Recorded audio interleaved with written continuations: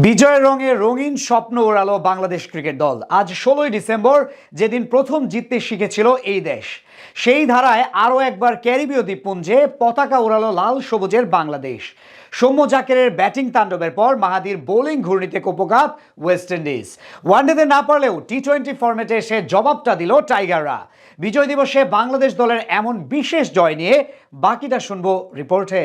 আবারও ব্যর্থ লিটন। ক্যাপ্টেন্সি পাওয়া সত্ত্বেও নিজের প্রথম বলেই সহজ ক্যাচ দিয়ে সাজঘরে ফিরেন তিনি। বিপরীতে ফর্মে থাকা সৌম্য আরও একবার মান বাঁচালেন বাংলাদেশের। ব্যাট হাতে প্রথমে ঝড় তুলেন বাঁহাতি ওপেনার। এরপর ইনিংসের শেষ দিকে ক্যামিও ইনিংস খেলেন দীর্ঘদিন পর জাতীয় দলে ফেরা শামীম হোসেন পাটোয়ারি। লড়াকু পুঁজি নিয়ে বল করতে এসে দুর্দান্ত শুরু এনে দেন তাসকিন আহমেদ ও শেখ মাহাদি। ওয়ানডে সিরিজের ব্যর্থতা ভুলে আজ কিংস্টন স্টেডিয়ামে টসে হেরে আগে ব্যাট করতে নামে বাংলাদেশ। এদিন শুরুতেই ধাক্কা খায় টাইগাররা। ইনিংসের দ্বিতীয় ওভারে আকিল হোসেনের বলে বোল্ড হয়ে সাজঘরে ফিরেন তানজিদ তামিম। এদিন ব্যর্থতার ধারাবাহিকতা বজায় রাখেন লিটন কুমার দাস। প্রথম বলে ডাক মেরে প্যাভিলিয়নে ফিরেন টাইগার কাপ্তান। এরপর আশা দেখালেও ইনিংস লম্বা করতে পারেননি আফিফ। করেন ১২ বলে মাত্র ৮ রান। ইনিংসের প্রথমেই ৩ উইকেট হারানো বাংলাদেশের হাল ধরেন সৌম্য সরকার ও জাকের আলী অনিক। দুজন মিলে স্রোতের বিপরীতে গিয়ে দ্রুত গতিতে রান তুলতে থাকেন।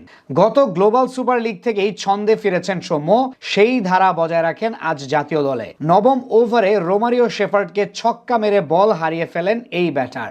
একই কাণ্ড ঘটান জাকের আলী অনিকও। টেস্ট ও ওয়ানডে সিরিজে দারুণ সময় কাটানো জাকের আজ মাথায় ব্যথা নিয়েও দলের বিপর্যয়ে ঢাল হয়ে দাঁড়ান। ১৩তম ওভারে রোমারিও শেফার্ডের শর্ট লেংথের ডেলিভারি ডিপ স্কোয়ার লেগ অঞ্চল দিয়ে বিশাল ছক্কা হাঁকান জাকের আলী, যেটি সোজা উড়ে গিয়ে পড়ে একদম মাঠের বাইরে।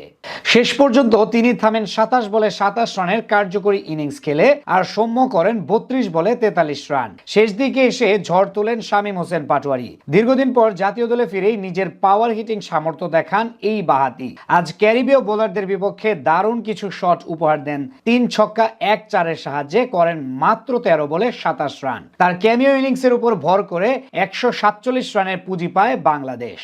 মাঝারি টার্গেট ডিফেন্ড করতে নেমে স্বাগতিক ব্যাটাররা মাথা তুলে দাঁড়ানোর আগেই লাগাম টেনে ধরেন টাইগার স্পিনার শেখ মাহাদি হাসান। ওয়েস্ট ইন্ডিজের স্লো উইকেটে কতটা কার্যকরী হতে পারেন তিনি, সেটাই বুঝিয়ে দিলেন আজ।